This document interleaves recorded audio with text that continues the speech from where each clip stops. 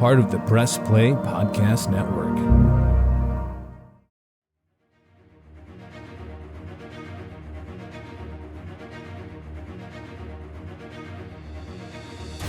Welcome back, everybody, to Podcast 616, the official podcast of Earth 616. I am your host, Damon Royster. Today, we are back again with everyone's favorite podcast. This is the podcast that has people saying, "Oh, I didn't know you did that."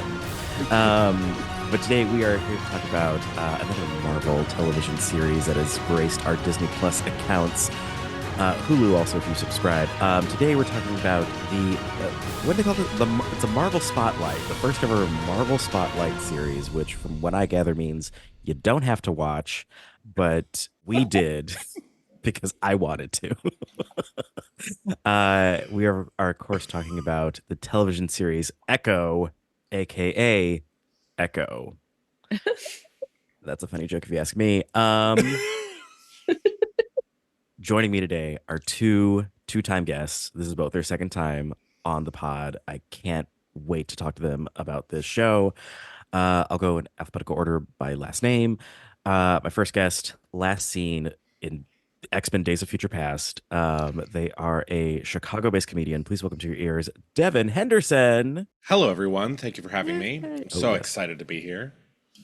Welcome, Devin. We're happy to have you back. Are you excited to not talk about the X-Men, or are you nervous to not talk about the X-Men? I'm excited to not talk about the X-Men. While that was a decent movie, it was there was a grueling number of characters in that film. Yeah. It's like 6 movies combined, but nobody ever talks to one another except for in the mind of one human. Yes. Yeah, this one's much more streamlined. My second guest, essentially, this is a sequel to the last time she was here because we last talked about Hawkeye. She's back again. She wants some more. She is a writer, comedian, an actor, and I'll say it again, a dang-ass Scorpio if I've ever seen one. Please welcome to your ears, Maria Sharps. Hi. Hello. Hello. I'm back. You're back. Maria, how are you today, this day of Echoes? I'm cold. I took a summer vacation to New York where it was warmer than in Chicago, but still cold. And then I said, let's go back to Chicago where it's still cold. But in my heart, I'm warm. Good. And that's all we can ask for. And we've got 2 Chicagoans on the call. And, you know, I get it. It's going to be 60s and rainy today in LA. So I get it. Yeah. It's the exact same. You sound like my mom. My mom in Phoenix is like, oh, Mija, it's so cold. I had to wear a sweater. I'm like, it says 70 degrees on the thing, Mom. But that wind chill, you know. Oh yeah, she's like, oh, it's gonna be so humid at 10%. I'm like, we're done talking here. But that mother energy is what we need for this conversation about Echo. Okay, where do we even begin? I guess Devin, let's continue our conversation. So Echo, the actress, the live action Echo was introduced in the Hawkeye series. How do you say her name? It's Alaqua Cox? Yeah. Alaqua Cox, yeah. First ever acting she's ever done, which isn't crazy to me. Yeah. But how did you like the series? How did you like getting a little bit more in depth with Maya? I really like the series. Spoiler alert. I'm happy they dropped it all. I still would have watched it week to week. I just really enjoyed it, and I also enjoyed the actress herself. She was I don't take pride in watching him, but I saw her on Jimmy Fallon. Yes. Yeah. When in doesn't matter. It's not a Jimmy Fallon hate podcast, but we could do. We don't need to bring him in. No, it's fine. Especially if he wants to hire me for a job. Anyways, so anyway, in there she was talking about it was like her first time and like all the training she does, and even like the special which I didn't know is when Kingpin is done with his lines, they have a tool that will like buzz so she can do her lines because he doesn't know sign, the actor and Kingpin, which will come into play later. But it was hard during like certain emotional scenes because all of a sudden it's like buzzing on her, and then she's like, "Oh, what am I supposed to do?" Wow. But for someone who's never acted except for in that one role, I really enjoyed it. I really liked how they brought in a lot of like the indigenous and like spirituality into it, and Hmm. your ancestors are there. Yeah, it's in my ranking, my power ranking of series for the TV series of Disney Plus. It's a third. Ooh. Ooh, Yeah. that's high. Hmm. I put it up Yeah. high as Yeah. well. I would agree. Like the just like this is like one of the few times a Disney Plus series felt like a TV show where like they just Yes. had a returning, element of like seeing a different ancestor every episode, and just felt Hmm. like, oh, this should be a series instead of like what I would say one of the lower series, Falcon and the Winter Soldier, felt just like a really long movie. Yeah. Yes. Hmm. Devin Henderson, I hope I'm correct in saying you enjoy watching ladies slay the house down. I Um, absolutely do. did you I find was, go yes. ahead. Did you find that did you find that here? I absolutely did. I love Alaqua Cox. I think she's an amazing I think she's an amazing action actor. Like Yeah. Yes. she's Mhm. really compelling when she's fighting. She's so good. I really liked this series a lot. With as with many of the Disney Plus series, I will say I do find like right at the last moment they sometimes drop the ball. I felt that a little bit. I'm a fan of the comics. I love Echo in the comics. Her introduction in the comics is amazing. It's in a Daredevil run, and everything is kind of watercolored, and Ooh. it's very non-traditional. It's not boxes like you would think of a normal comic. There's elements of like her childhood and stuff that is pulled through. It's really beautiful and wonderful. Oh my Um, God. and I loved her. I love this. I love this character. I liked this series a lot. There are a couple nitpicky things I had at the end, but other than Mhm. that, I loved the ensemble. All of everybody on the reservation was unbelievable, unbelievably present. Stole every scene they were all in. I was like, I would Yeah. watch this as a sitcom. I would just watch Yeah. these people. They're so good. I want more of them as much as I want more Echo. I think I think it is a sitcom when she's not there. Yeah, it really is. They're so good. Because everyone was like, yeah, some of them were working for a criminal organization across And the a little bit. country. Yeah. Who who hasn't? But everyone had like a really like working system and a workflow that was like cool and streamlined, and it was great. And then here comes Maya. Um, that is my like one quibble at the top is just like she left when she was 8, and yet everyone's like, oh my God, Maya's back. I'm like, you haven't seen her in so long. Like, Yeah. Yeah. Hmm. but I guess like seeing at the end with like her mom, maybe it was just like they all loved her mom. So it's like, oh my gosh, our family member is returned. Yeah, and I know we're gonna get to it eventually with Miss Chula. But the whole time I was like, why do I feel like I'm watching a Encanto? The grandma's evil, the grandma's the villain. You were Um, getting that? yeah. So I was literally like, why is Grandma Kanto in this thing right now? Maybe that's my own trauma. Not Grandma Kanto. Encanto, missing Encanto. Well, let's talk about yeah, Chula and this like the whole family dynamic of Yeah. like we learned it was interesting. The first episode was kind of like half Echo, half Hawkeye with like stuff that we had seen before and new stuff. But like we learned that Maya, I mean, I'm not saying for the record, I just want because I know the police love to listen to this podcast, but I'm not saying I'm going to start a criminal underground organization. But I was like, oh yeah, you would have to like outsource to like communities in different states to get, Hmm. your weapons and shit to do it. Yeah. Yeah. I respect the hustle of the kingpin, and also not to give away where I'm going to go with the end of this, but I just think he's a very respectful man. Um, we learned that like because we knew that Maya's dad was working for the kingpin and I guess the leader of the tracksuit mafia. I was happy they were downplayed because that is Yeah. such a goofy group Yeah. of people. But we see Maya as a young girl and her mom, really a jump scare. Her mom dies in this car crash. Yeah. Yikes. You can't have an origin story without a dead parent, though. No. I guess not. Hmm. It it doesn't seem possible.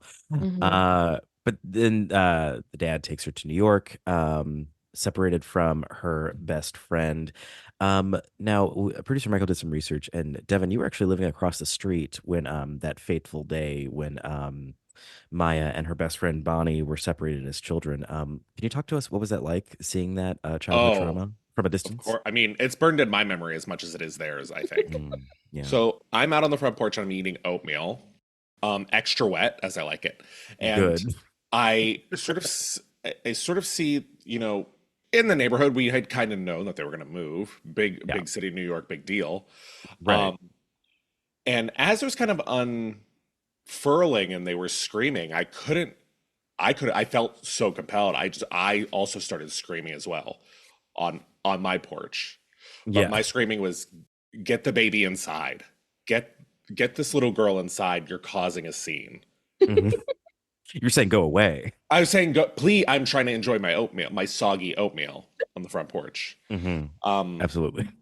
But it was rough. And also something they didn't show in the series is the back of his truck is covered with bumper stickers from American chain restaurants he's gone to. So it's like Olive Garden, Red Lobster, Applebee's, Chili's, TGI Friday. It's covered, like sticker on top of sticker. Yeah.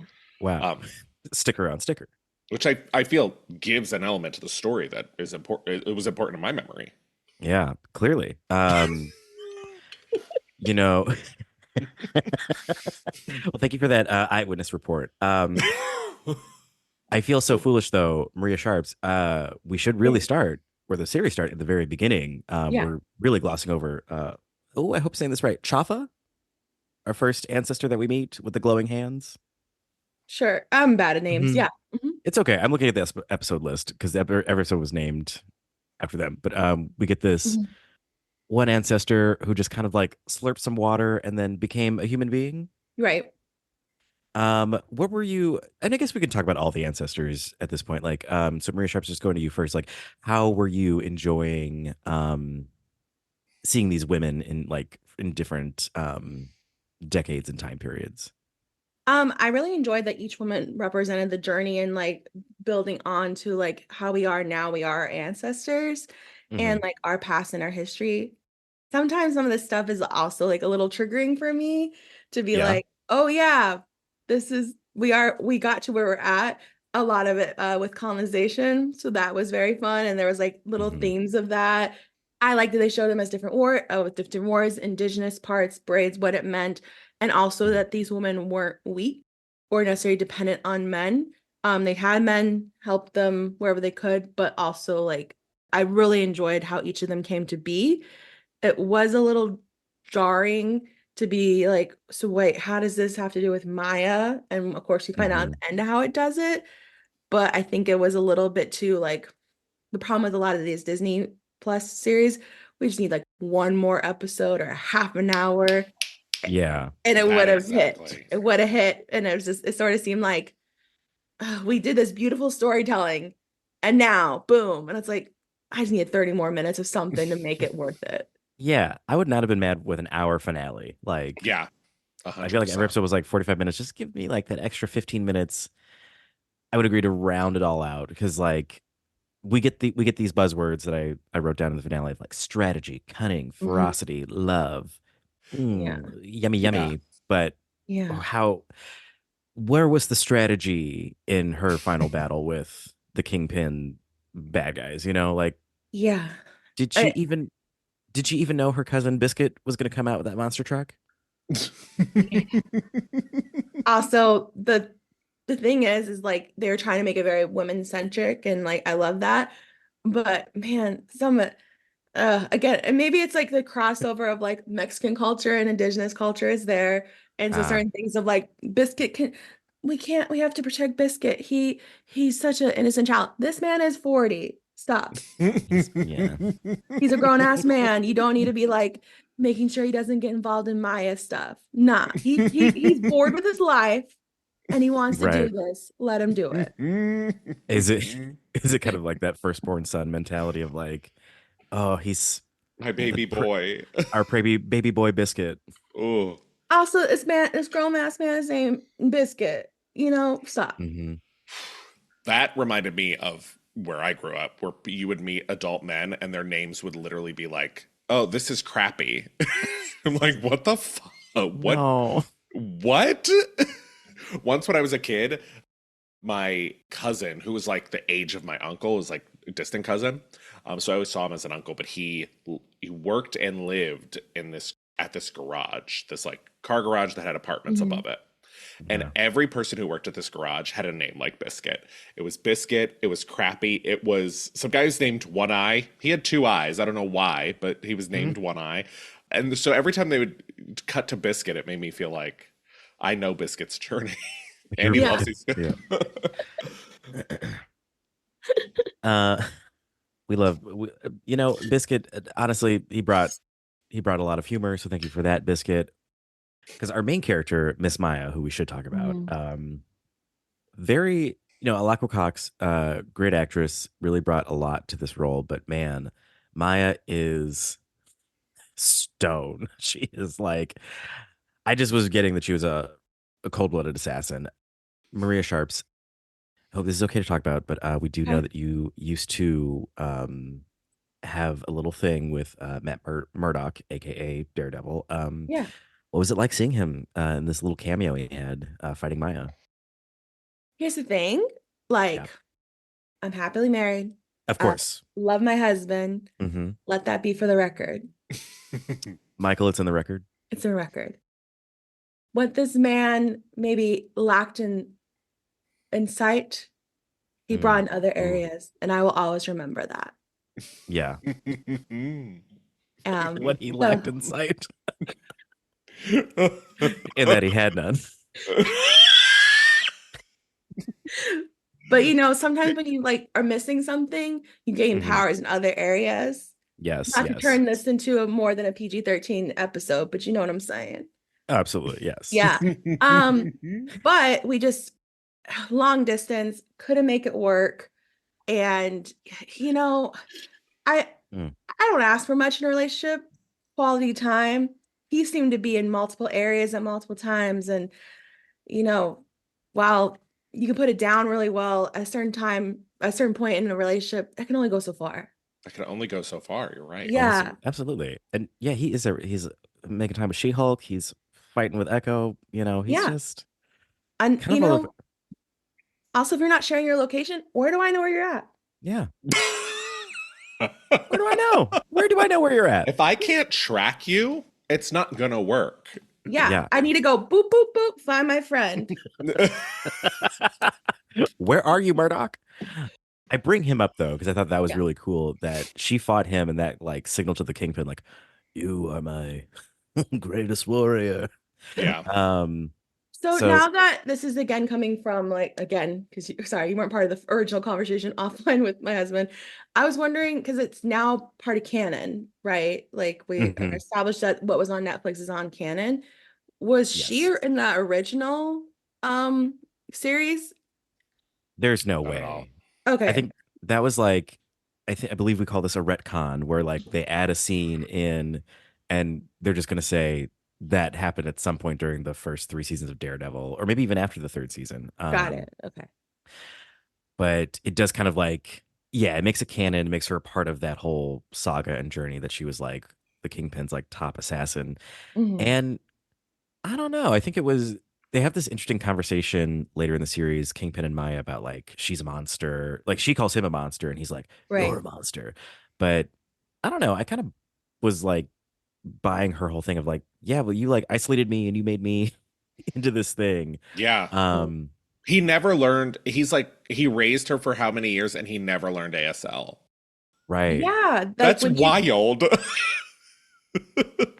When she pointed that out, I was like, oh, you didn't even make this machine or the eye contact thing in time, which I literally thought at one point I was like, he's gonna take her eye out. That's what's gonna happen. Yeah. I was like, oh no.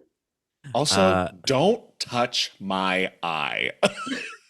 No. Under no circumstances should anybody be touching my eyeball, my face, let alone my eyeball. Right. Honestly, that scene where she's being grabbed and they're like lifting her eye up and he's putting the contact in, that's literally what it was like when I was first trying contacts. And I was 31. I was like, nah. I literally Lens crafters. I put my iPad where I was taking notes above my face. Yeah. I literally had my husband. I hate it. Don't. Yeah. but I had him describe what was happening because I literally thought he Mhm. was about to scoop her eyeball out. I was like, Oh, Right. like because an this eye for an eye situation. this is Hmm. this Hmm. for Disney Plus or for anything, this whole series was pretty graphic. So I was like, Yeah. they wouldn't be against this. No. And Ooh. then, so going back to him like never learning ASL, first of all, like when they pointed that out, I also was like, oh wait, her entire family, varying levels of success, but they're like they know at least basic sign Right. language, and I think that really like again goes with the idea of like your ancestors have your back and like you are part of their Mhm. story. But the part that I really loved, it was gruesome, but like I was noticing how they kept changing translators for ASL in those flashbacks with the Kingpin. And I was like, Mhm. what happened to them? And then the last one you see, she gets taken out and is shot. That Which is wild. Yeah. again, very dark, but darkly funny if you ask me. Oh yeah. When I went back and I skimmed it, I did notice interesting details that they use silencers on the guns as well. So I Mhm. feel like they Yeah. went through. I didn't catch it the first time, but I felt like on the second time, maybe it was the intention is to also depict how, even though Maya has all this access to what Kingpin's doing, she's not in the dark totally. There are still parts of it that they Mhm. walk her outside of her visual field. Yeah. They use a silencer. They probably catch the body before it hits the ground. Like there's even more elements to his deception with her than she's aware of. Yeah. Um, Hmm. or I'm reading into it because I liked her so much that I wanted this series to have a lot of layers. Oh, it the series it did have layers, but I found it interesting. And Maria, I'm so sorry, Devin. Did you obviously you watch Hawkeye as well? Yes. Of course, Okay, of loved it. course. Yes, of Mhm. How course. how dare you ask? Do you even know what we're talking about? Hawkeye with arrows? Heard of it? Uh, sometimes he's Ronin, but Maria, what do you think about the? Because it was interesting to me how like I feel like when Echo and Maya was in Hawkeye, there was a Mhm. lot more. I think because Hawkeye was also losing his hearing, there was a lot more discussion about that part of her life. But this one dealt Right. more with her cultural identity and like not so much with her Right. disabilities because she also has a prosthetic leg. Like, Mhm. do you feel like they kind of downplayed one aspect of her in this? I wasn't the focus, and I kind of like that it wasn't the focus, or like Hmm. it stopped her. Like even when there wasn't someone to interpret to figure out what's happening, she was showing how she's moving on in the world. If there was a season Yeah. two, maybe they would want to do a little bit more of that. But I do like that they never made this character like despite being not despite because they're an amputee and deaf, she was still like three-dimensional. She still had feelings. Maybe she wasn't like the best person either. Because sometimes I feel like, and that's maybe also where I was a little like, oh, we're just seeing a lot of trauma with these people. Hmm. Uh, there's a triumph with that. So I did like that part. Yeah. Yeah. So I Yeah. guess I wasn't too, I like that they focused on her culture and showed that there's more to her than just one thing. Correct. Yeah. Okay. I can see that. Hmm. And that is such a good point. Like she's maybe not a good person because she did put a bomb on a train and people did die. She blew people up. Yeah. I mean, it's Marvel, so light murder. It's fine. Like yeah, it's the classic. As long as you don't see it, Right. you don't see the aftermath. It's fine. Yeah. Yeah. But overall, I love Maya just because, like, as I've said so many times, this is our assassin month. Everybody, hopefully, I think we just did Black Widow, and now we're doing Echo. I just love that she's like a street level fighter. Hmm. If there was a season two, I would love to see her in a more. I would love to see her bring her like culture to a more like urban city setting and seeing like what that would feel like. Hmm. Um, but yeah, I like seeing call me a Buffy fan, but I like seeing women kicking ass. Sorry. Hell yeah. Am I basic?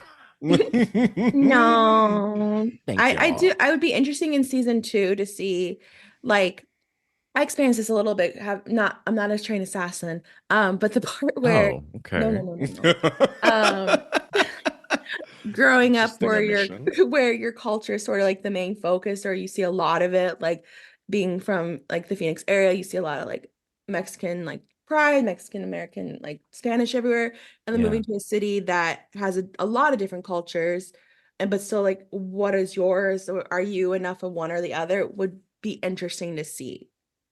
Oh, Yeah. yeah. Hmm. Oh absolutely. yeah. What I think the show definitely delivered on was the action. I think they had great action set pieces. Mhm. Devin Henderson, you were an owner of a roller rink that had a similar fight breakout. People like smashing through Ugh. walls, breaking pinball machines. When that scene happened where she was like held upside down, uh, could you relate? It took me back. It took me back. There was the year was 1999, and Great year. Christina Aguilera's first album, Genie in a Bottle, was released, Mhm. Hmm. and we were playing Four Corners. For anybody who's maybe born after the year 2000, that was a game that you played in roller rinks where you would be skating around in a circle, and then the music would stop and you'd have to get to a corner, and then the DJ or man with microphone would eliminate one of the corners, and then you all had to go sit down and you had to eat pizza until there was a winner, and then the winner would win like more pizza or something. But Wait, yeah, you there. had no idea which corner was the right corner? No, no, no, no, no. Is this? Has nobody ever really played this? This is a I've fun game. Oh, roller rinks! I love roller rinks because Oh, I you're own the right one. person. Yes, because I own one. Yeah. But it is the Of most fun course. game you'll ever play. You're skating, so Christina, and then the music Hmm. stops, and then you just pick a corner, and then they'll say like blue corner, you're out. Everybody gets off until it's down to one person. Yeah. Um, Oh. yeah, and those when it came down to the two people, spoiler alert, everybody wanted the pizza. So unfortunately, a man was beat to death with a roller skate. Mm. Ugh, ain't that the way? Yeah. Um, But we turned it into a home goods. Home Goods is a good store, but what I love more than Home Goods is a good break. So we're gonna take a break. Podcast 616. We'll be back after this break. We'll be talking about Kingpin, more action sequences. Would love to talk about that train scene, and also hand magic. We'll talk about all that and more. We're still talking about Echo right here on Podcast 616. So come back, and we'll be right back after this break.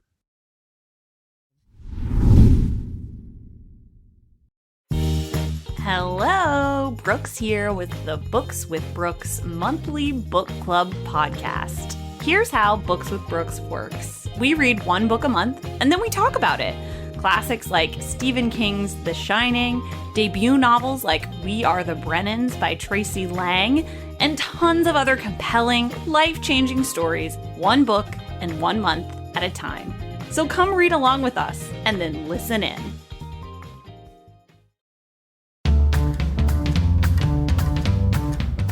Hey everyone, this is Don Mike Mendoza, the host of Producing While Asian. Join us in Season 2 for more conversations with actors, artists, producers, and more from Broadway, Hollywood, and beyond, every other Wednesday on the Press Play Podcast Network.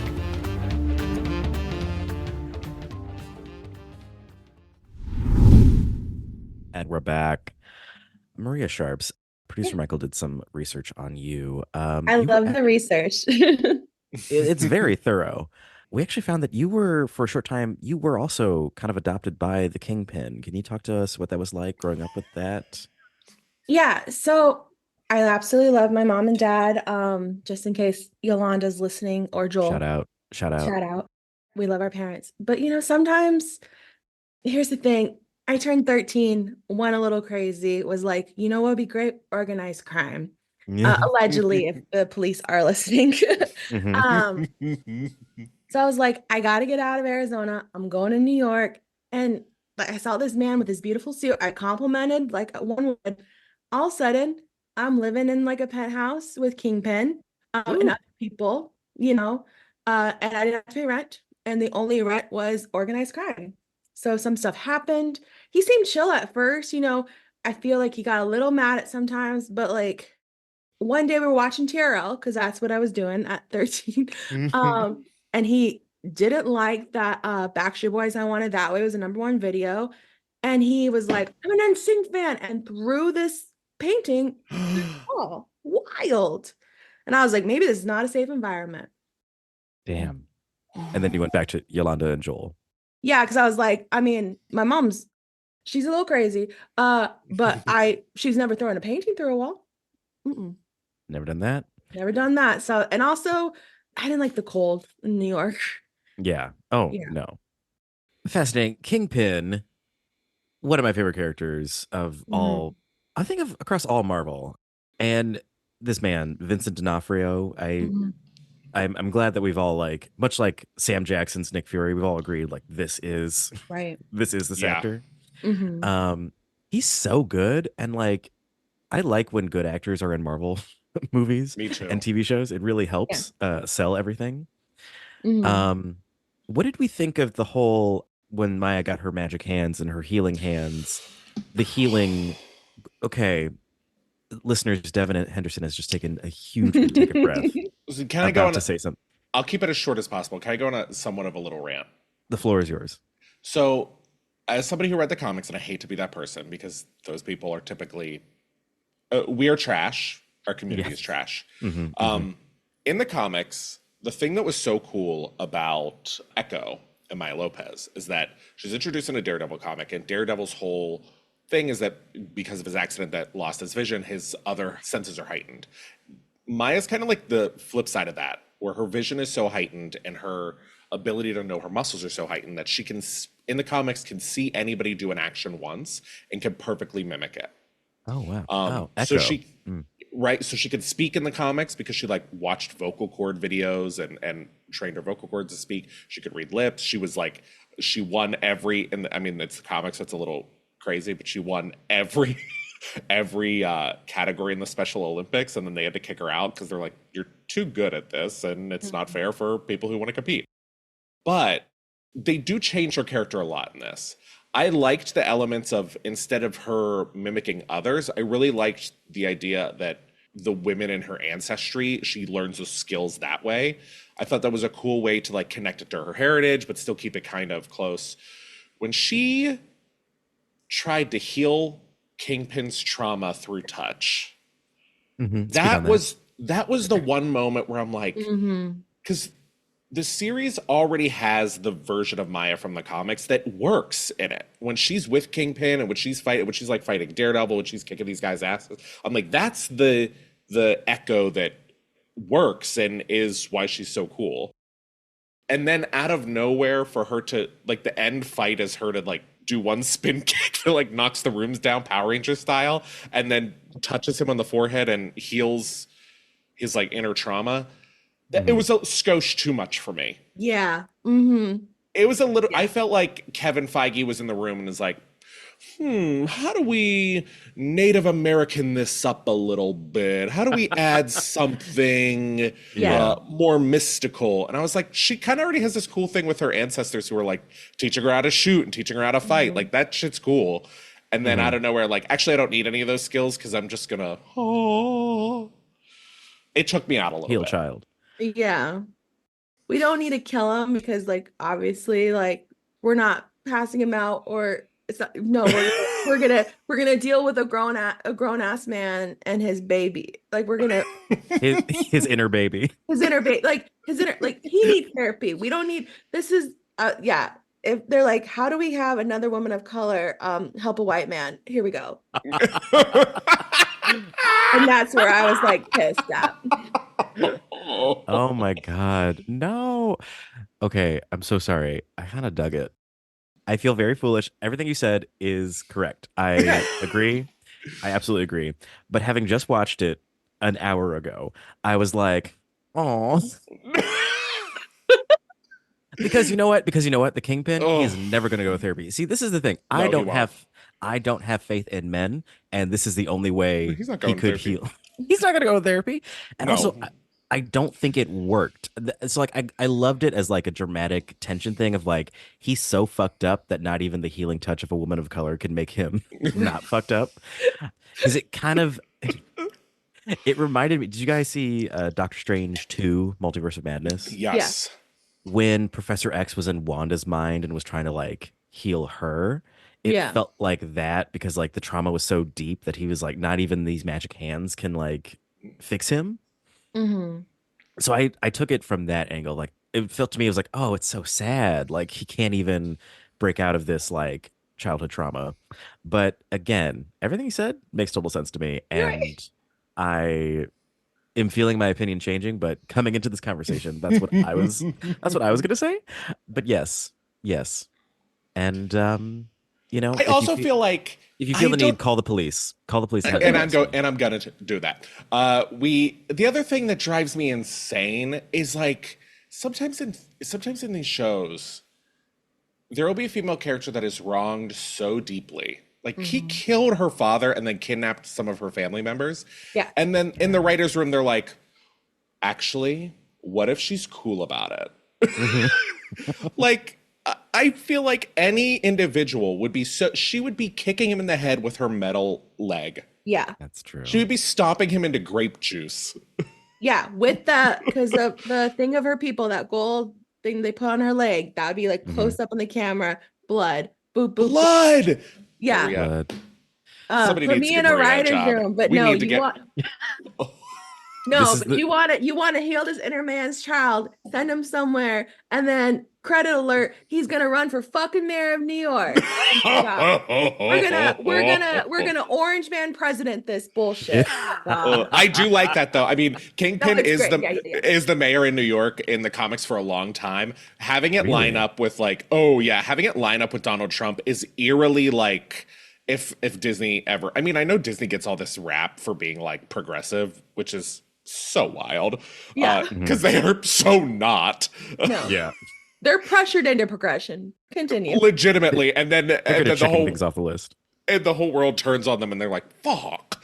But like it's so good it's such a good parallel for what's happening Yeah. that it could really help this be successful and resonate. But Right. I mean, yeah, he's she didn't heal anything because he was like, you know what, actually, I should run everybody.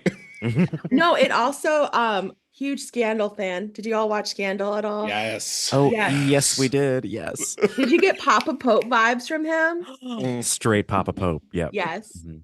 Where you're like, this man is awful, but also please do more monologues, mister. Okay. You And we can- have done I- your job, Olivia. I am hell and high water. What the hell? The high water. Yes. It's so good. Yeah, I forgot about Papa Pope. Oh man. I'll never forget. I will watch that every time. And then when he calls Fitzgerald boy so many times, I'm like, Mhm. oh, This I boy. gotta watch that when I get off this. Then I'm gonna just watch that monologue. I mean, actually, a great analogy because Papa Pope also turned half the cast of Scandal into assassins. Remember when that show was about politics and then it turned into a show about killers? It was And then wild. And then in my rewatch, I thought the Olivia kidnap thing was a whole season. It was 3 episodes. In the middle of a season. Not I even thought like a it was a whole cliffhanger. Network television is wild. True. When you have to fill 24 episodes, the things that happen in the middle of a season. Yeah. I Yeah. mean, when Shonda ran Thursday nights, that's when network TV Yeah. was wild. Yeah. Speaking of Buffy, do you remember that one season where they spend the whole season setting up these nerds to be the big bad guy, and then at the very end, Willow's like, "Actually, I'm gonna fillet these guys alive, and then I'm gonna destroy the world." Like that's Yeah. a lot of setup to not pay it off at all, and it worked. But network TV is wild. Mhm. Yeah. That's season 6 of Buffy. We could spend years talking about that season. they made a lot of choices in the 6th season of Buffy. Yeah. That season helped me realize being an adult is complex because there's a lot of betrayal, a lot of things that left me disappointed. Mhm. But yeah.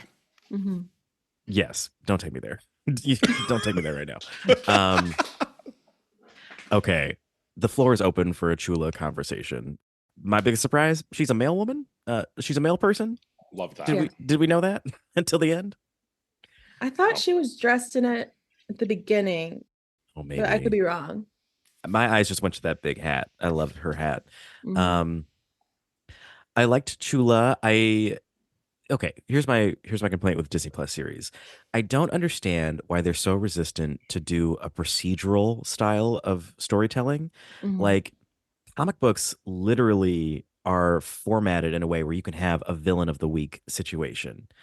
And I know that they've had, like we've had Agents of S.H.I.E.L.D. and on the DC side, there's Arrow, The Flash, Supergirl, DC Legends of Tomorrow.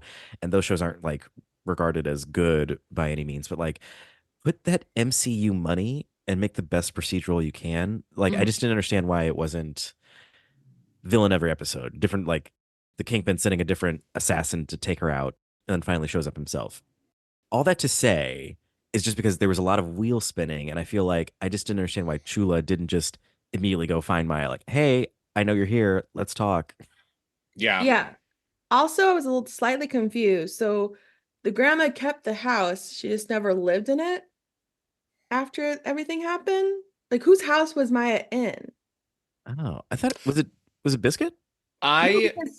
Well, clearly it's unclear because I don't really know either, but I thought it was her dad's house or something.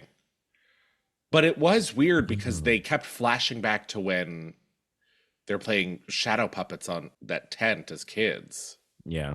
So I don't really know, I guess. The fact that they kept the house and didn't touch it for years, and then she was just holding on to this grudge, and then she wanted Maya to be like okay with everything when she knew what Maya was going through. Like, she was like, describe these dreams, describe. I'm like, ma'am, you're doing the same thing. Like, she Yeah. again, she just was like, she was kind of the villain, and I get like trauma and you have to do what you need to do. And if I had to give birth in the middle of the woods, sure. But You'd be different. You'd be I'd a be different different person. too. Mhm. But like, man, was she just like, and maybe because it's on Kanto, and I was just like, yep, she's the grandma. Like, Yeah. I was, oh God. I was just like, get over yourself. Like, and she's like, oh, I had to disown both of you. But then I really didn't, like, you didn't contact these people? Mm-mm. No. Yeah. And this all happened in 2008. There was a lot of ways to communicate with people in 2008. Mhm. One thing that was also interesting is that they kept saying, like, we have to protect Bonnie from her. Like, we can't let Bonnie see. And then when they meet, they're like kind of fine. Yeah. I didn't They're- get that. I didn't get that at all. It's because why? Yeah. Maybe they just, like, I don't know.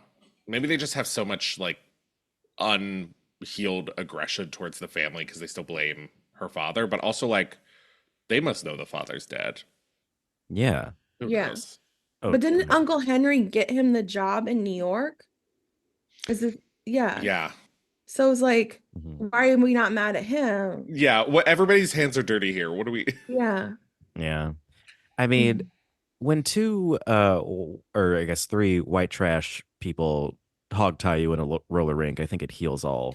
Sure. I all loved wounds. those white trash characters. Oh, so I fun. loved everything. I'm like, y'all really went to Walmart to buy these outfits. It's like cheap quality, like button-up shirt. Those button-up shirts that have like a jewel on the outside, men's button-up shirts that have like a button in a little round, like metal jewel. And they're like snaps.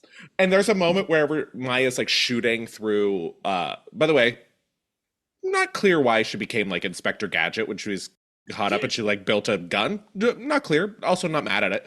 No. But when she shot the light out, you could hear the girl who was watching her watching a YouTube video on how Yes. to hostages. Yep. I thought that was so funny. Oh, I wrote that took me down, yeah. out. That was so good.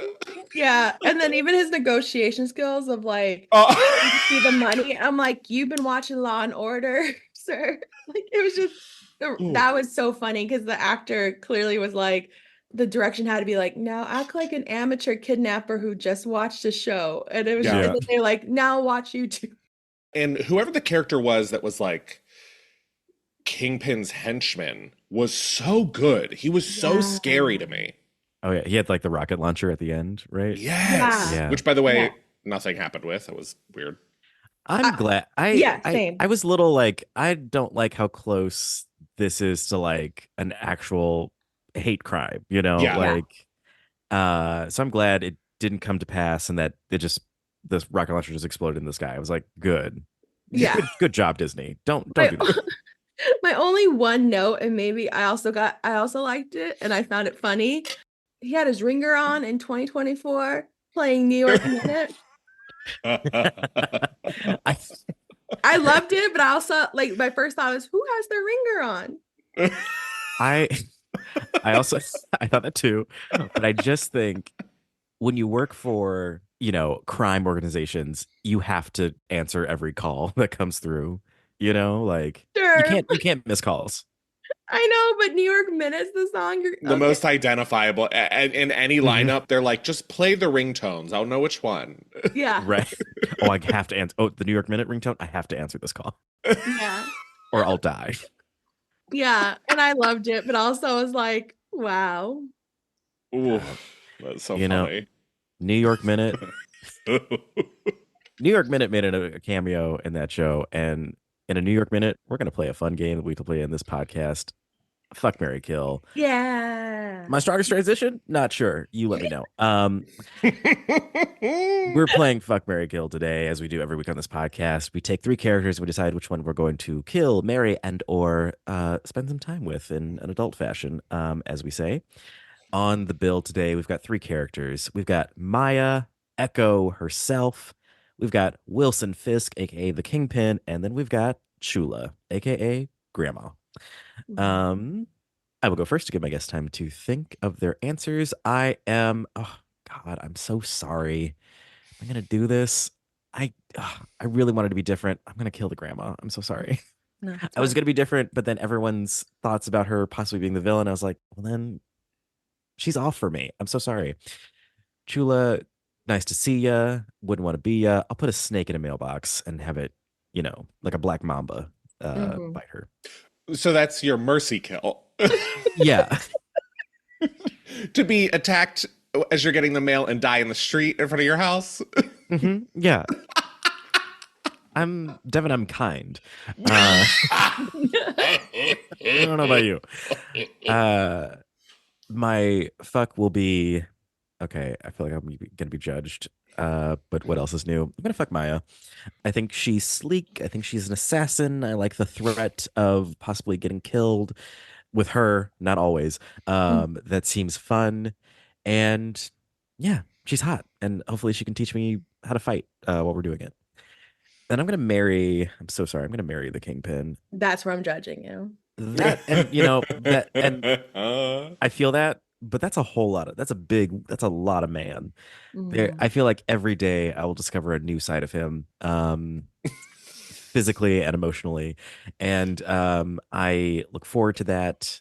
That looks great to me. And you know what? He's got trauma. I've got trauma. We've all got trauma. Sure. Hey.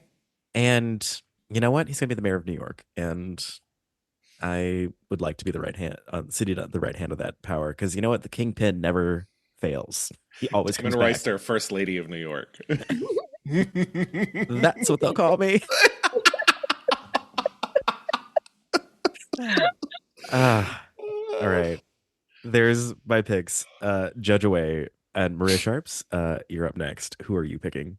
Okay, so no shocker. I'm killing Miss Grandma. Like Chula, love the hot sauce. Don't like you as a person. Oh, damn. It just was a lot. I was like, Hot sauce.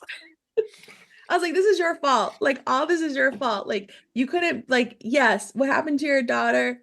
Horrific. But you were like, disown everybody. Please understand me. Nah, I'm not going to. It's your fault. I'm going to fuck Kingpin. I could be like a little backpack, just like Like a little marsupial. Because he is a whole lot of man. But it's also in my home, I need some consistency. You ain't consistent. He's also not going to learn things for you. That's true. Yeah, he's not.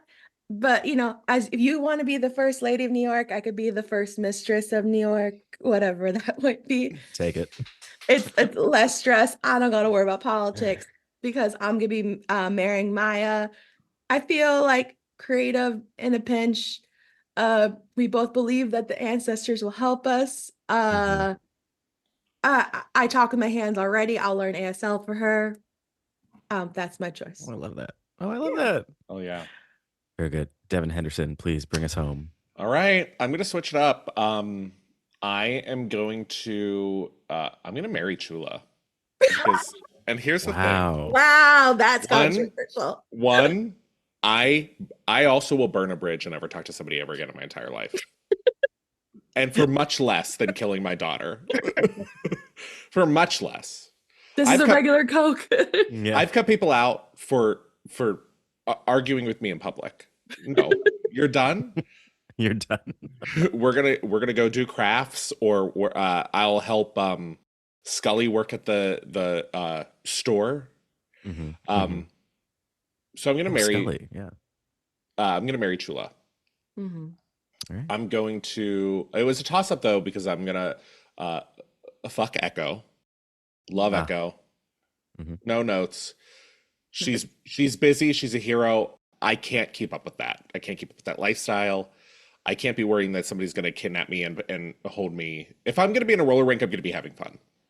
Yeah. And also, everybody around her seems to suffer more than she does. So I'm going to get in. I'm going to get out. That's it. And then I'm absolutely going to kill Kingpin. My man. I've been catching up on Real Housewives of Salt Lake City. And if there's one thing I can say is that people will absolutely fall for a crime boss if they're charismatic and they offer them gifts and prizes. And I'm not going to fall for that. Nope. Can I just real quick?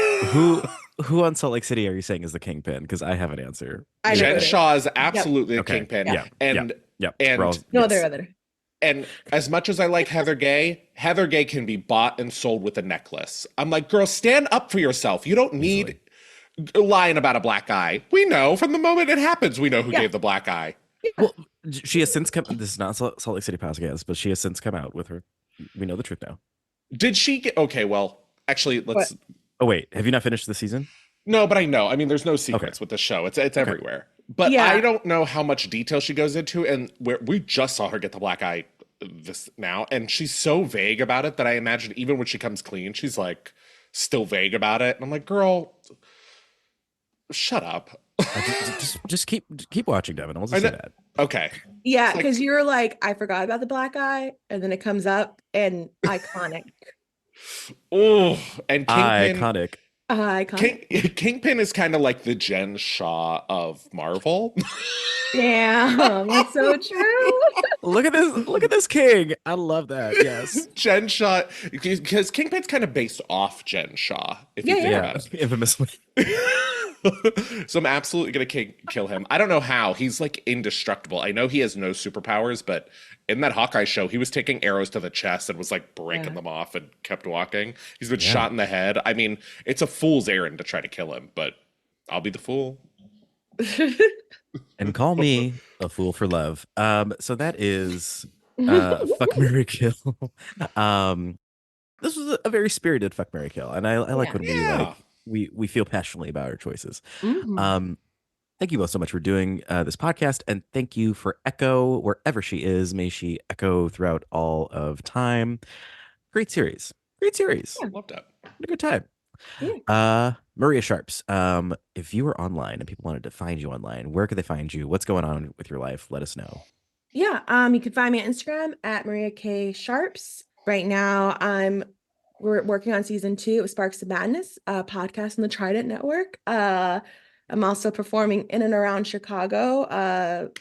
So yeah, you can find me there. Also book me for your show. I'm not too proud to be like, hey, book me.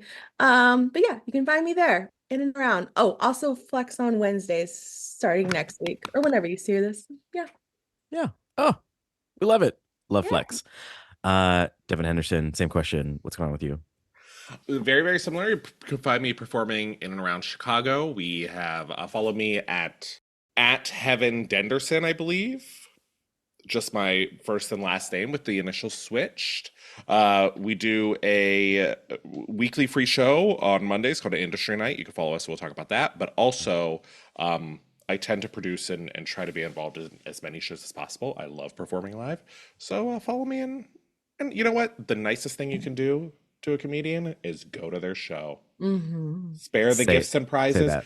Spare the even. You don't even need to come up to us afterwards to talk about how good it is. I know that's awkward. We don't care. Just come and fill a seat and we will love you forever. If you have any illnesses where you need to sort of maybe garner organs from donors, get started now. Because nothing will endear a comedian to you more than going to one improv show ever once in your life. Yeah. You're going to want our hilarious organs. We take such good care of them. Yeah, maybe not the liver, but maybe not the liver. Anything but the liver. Not the kidneys, not the lungs. Scrap the lungs. And also, the heart is iffy. Yeah, because fries, you know.